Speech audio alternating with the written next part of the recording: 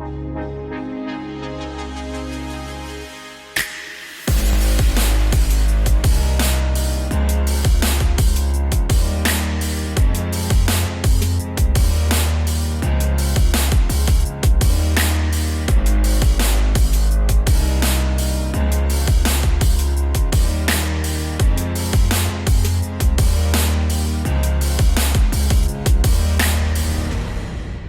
I'm Chris Lotz. Hi, I'm Pat Lotz. With the Pat Lotz Real Estate Group. Thanks for tuning in to episode 8 of Beyond the Keys, a Pat Lotz podcast. Please like, comment, subscribe, and hit that bell icon for all new content.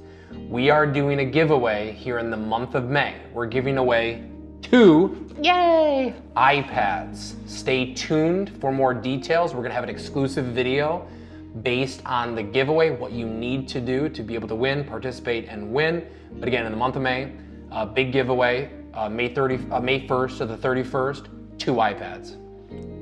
Great. We're gonna do a little quiz, Q&A, true or false, kind of work through some of these myths, per se, in real estate right now. Mm-hmm. Cool? Great. True or false? The listing price is a suggestion. True.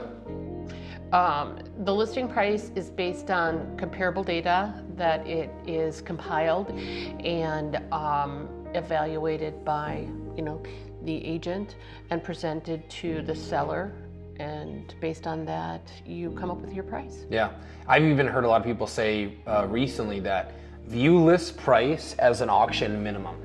And what somebody is willing to do, or keep it conservative, and that's kind of your approach, is where you believe appraised value is, what somebody is willing to spend over appraised value is, I guess, their question. So view those list price sometimes as an auction minimum. That's the cost of entry. Where do you want to be beyond that? And the thing is that, I do go in the middle there based on what I feel the appraised value will be and let the market drive it up. Mm-hmm. And that's the strategy. Yeah. Question number 2, true or false? It's impossible to buy in Livingston County without overpaying. False. False. Yeah. There are a few opportunities depending on, maybe somebody has overshot their shot. Yeah.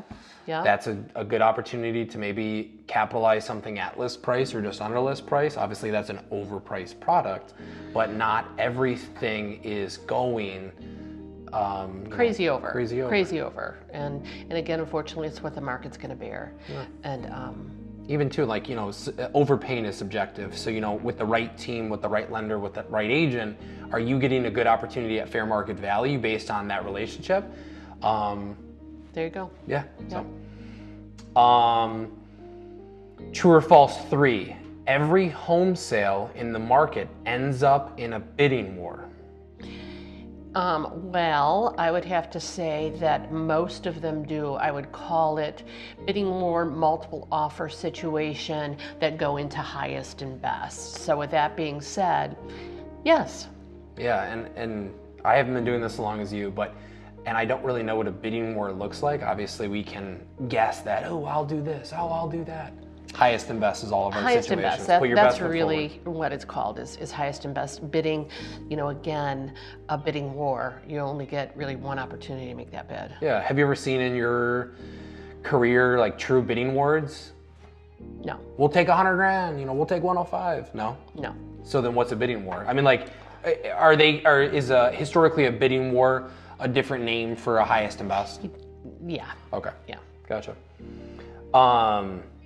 It is competitive. Very. And I think that every single time, at least when I'm showing buyers houses, it's what is this house worth to you? Mm-hmm. List price aside, other offers aside, what is this house worth to you, and how much are you willing to spend potentially over appraised value to be able to get that house?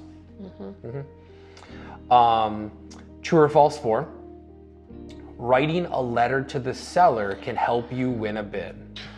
Well, it's almost like a cherry on ice cream.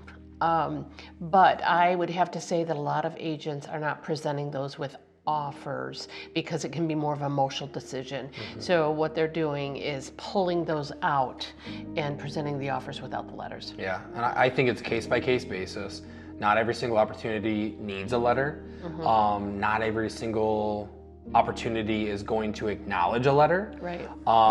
So it's definitely a case-by-case basis. And what I normally say is, we need to give the sellers a little bit of context to who you are as buyers. Correct.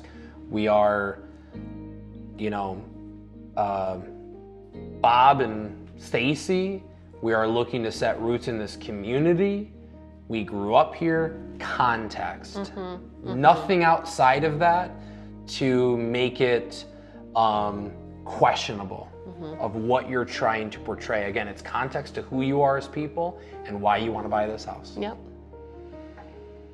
And obviously it's not a guarantee. Like, some people do think that you write a love letter, letter to the sellers, or whatever you're gonna call it these days, it's a guarantee, we got this. It helps. It case by case, sometimes people don't acknowledge those, sometimes people don't even want to read those to not make an emotional decision, but it does help, but it's not a guarantee. Yep. True or false? You have to have saved 20% down for a down payment. False, because there's great different products out there that don't require the 20% down payment. So you've got 3.5% FHA, 100% VA, conventional 3, 5, 10, 20%. It's just that when you're competing, the larger down payment just comes through to sellers as a stronger offer. And a lot of times people are financially strong. They're just putting 10% down, 5% down. It's just a better program for them, frees up their money to do maybe things to the house, that kind of thing. Yeah. So it's not always, 20% down is not always a winner, but that is false. I kind of say sometimes too that how many other offers are going to be putting in 5% down? So to differentiate ourselves from other offers, a lot of people are going to do 5 to 10K appraisal guarantees. So to make our offer a little bit different, are we above that 5%? Are we at 10%? Are we at 12%? 5% is a good starting point and obviously a baseline for conventional these days. But are we able to differentiate ourselves with a 10% down? The answer is probably yes. It's no different than the appraisal guarantees. How many people are offering 10K? A lot. How many people are offering 14.5? Not a lot. So, it's trying to find, to not do too much, but to do just enough to get these deals done. And I think I read it recently somewhere, NAR, National Association of Realtors, said the average down payment is like 7 to 8%. Wow, that's interesting information. I didn't know that. Cash is still somewhat cheap. I know interest rates are kind of getting up there at this point in time, I think 5.35, but cash is still relatively cheap. I would say so. True or false? You should be prepared to make an offer soon after seeing the home. True. I think that you should do it, 24 to 48 hours after. Usually there's going to be deadlines, heading into the third day. So making that offer, if they come back with a multiple offer situation, then you go back and revise if you have the ability or the desire to do that. That's the joy of seeing it fast and early, is you at least have a night to sleep on it. Yep. So worst case scenario, if they are accepting those offers within that 24-hour time period of listing, or maybe 36 hours, so one full half day, and then they're making those decisions, hey, you got in before the rush. But if they're calling for those offers at 72 hours, again, you still at least have a night or 2 nights to really sleep on the decision, to know that you're making one that you're confident with, but at the same time, like, getting your offer as best prepared to be a competitive offer. So, but I've also had people have to decide if they want to write an offer within 30 minutes. Yeah, when you know. Early and often, get in there early and often. It'll only prepare you to move quickly when you actually need to. Well, and what it does to show the sellers is that, you know, you're serious, you want the house. So those who react to when I'm on the list side and I see somebody shows it and I have an offer within a few hours, I know they're serious, and that just something that I relay back to the seller too. Yeah. You snooze, you lose. Yeah. Sometimes the early bird gets the worm. There you go. So don't snooze and lose, because I have had many opportunities where we've snoozed and we've lost. So get in there early and often. Get an offer in the hat. If you need to make changes after they make a highest and best deadline, Yep. you can do so. True or false, with low inventory, it is impossible to find the right home for you. Well, I don't think there's any perfect home. no. Even new construction, there's not a perfect home. And that kind of, sometimes we might feel bad saying that to buyers sometimes, but it's making them realistic. You know, like, you're buying used homes. And again, even new construction is not going to be perfect unless you have seen it from start to finish with your own custom home builder. But I think it's focusing in on that 3 to 5 must-haves. We need a fence, we need a location, we need the school district. You know, those are 3 good things to hold on to, and you can make some good adjustments down the road. Yeah, you can tweak the house to make it your own. So the things that you can't really change, you know, that you've got to live with, like you said, location, school district, those kind of things. So it's reminding buyers what you can change. Yeah. Fresh coat of paint, Carpet. floors, carpet, a kitchen, a bathroom. You know, I don't love this bathroom from the 70s, from the 80s, from the 90s. An addition, you can put a pole barn out, that kind of thing. Actually, I said this recently, and it's been like my new phrase is, I think what you're buying right now is location, bones, and neighborhood, and that's the value. Because, you know, where my house sits, it yields a certain price point. In a luxury community, it yields a different price point. What you're buying is bones, location, neighborhood. Everything else can be changed. Last question, true or false? It's too difficult to predict the price of closing costs and inspections. False. First off, if you have a good lender, they should be able to provide that information. It's pretty calculated. And also, with your real estate agent and your lender together, you should be pretty darn accurate. And that is why we have... That's like one of the only things that's shouldn't be a question. If you have the right team, if you have the right agent, right lender, that should not be a question. And don't get me wrong, you know, we've had a lot of buyers go into certain situations saying, hey, what are my costs?